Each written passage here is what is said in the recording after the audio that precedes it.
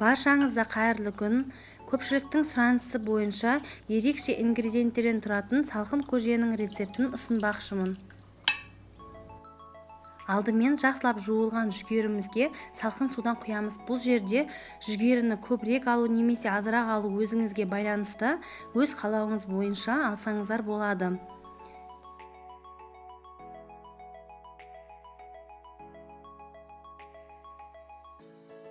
Тұзымызды саламыз, және де орташа отта шамамен 2-2,5 сағат жүгеріміз жарылғанша қайнатамыз.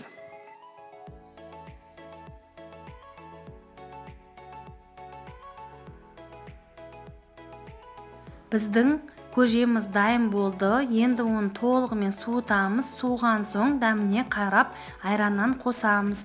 Мен айраны көп болған қалайым, сол себепті көбірек қостым, және де жақсылап араластырамыз. Алдын ала айранды араластырып, сонан кейін барып көжеңізге араластырсаңызда бір текті әдемі болып түседі.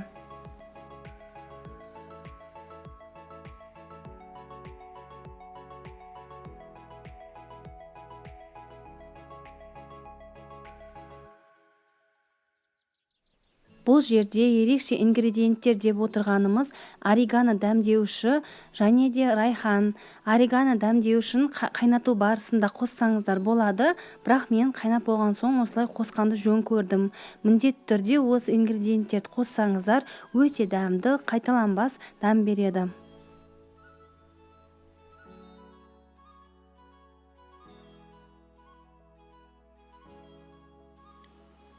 Барлығын жақсылап араластырамыз.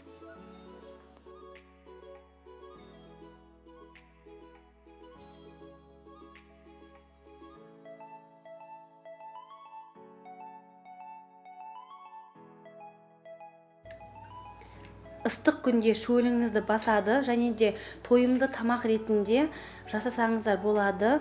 Егер сіздерге видео ұнаса, лайк басып, комментарий жазуды ұмытпаңыздар. Маралмен бірге болғандарыңызға рахмет. Келесі видеода жолыққанша сау болыңыздар.